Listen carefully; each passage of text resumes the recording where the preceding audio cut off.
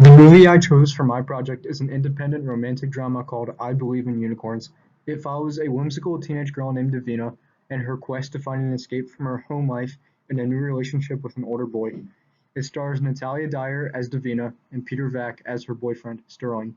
It was directed by Liam Meyerhoff and released in 2014. The reason why I chose this movie was because I always had a soft spot for independent films. I've always felt that independent filmmakers are making movies purely for the love of film rather than the pursuit of money, and because of that, their films tend to have more soul and depth than traditional big budget Hollywood movies. They're also easier to dissect because of the immense attention to detail that goes into these movies, and the detail that I noticed the second and third time around watching this was astounding. This is a full shot of Davina taking a picture of herself on her birthday in her bedroom.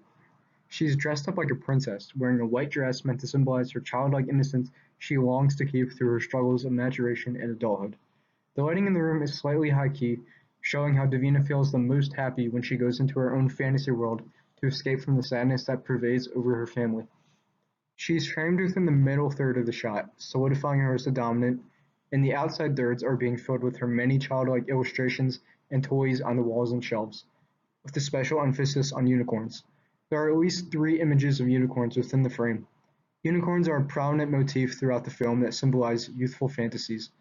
The room is filled with bright, colorful elements, which would be typical of a young girl's room, used to reflect Davina's colorful and wild imagination. Although not visible from this angle, Davina is wearing a tiny tiara on her head that does not fit her. This subtle detail personifies Davina as a little girl at heart in a big girl's body. This is a close-up shot of Davina and Sterling laying down in the sun talking about their futures. The naturalistic setting gives the scene an authentic and relaxing feel, which reflects their intimate conversation about dreams and ambitions.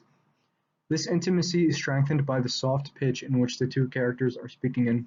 Oftentimes in film, close-up shots and soft-pitched conversations go hand in hand, as the purpose can be to reveal character traits and evoke emotion within a scene. The extreme high-key lighting indicates the pure bliss of Davina, as she has seemingly found an escape from her woeful home life in the form of Sterling. In terms of spacing, the two are very close together within the frame, displaying the loving bond the two are beginning to form. The shaky cam gives the characters a sense of fragility within the moment, talking about a touchy subject such as suppressed, angst-driven feelings about the present day. This is a full shot of Davina sitting in her bed, in the dark, with a cat on her lap. This scene comes after Davina has a rough night with Sterling as he begins to reveal his darker side to her. Davina is silently dejected, worried, and confused, which is apparent on her face despite not even being a close-up shot. Davina's emotional pain is expressed by her head leaning slightly to the right and her eyes looking downwards. The audience can conclude from this that Davina is in deep thought over what had transpired that night. Davina petting the cat can be viewed as a healing or catharsis for her.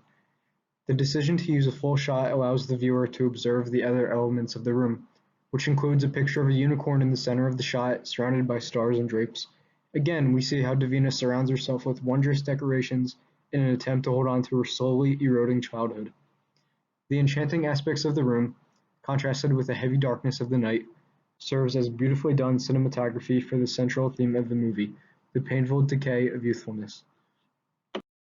This scene comes immediately after the shot from the last slide. It is one of the many cutaway shots within the film that are not part of the physical story, but rather a manifestation of what is going through Davina's head as she journeys through young adulthood. The shot opens up with dissipating red smoke. Because the color red often symbolizes hazard or evil, the smoke foreshadows some type of danger to come.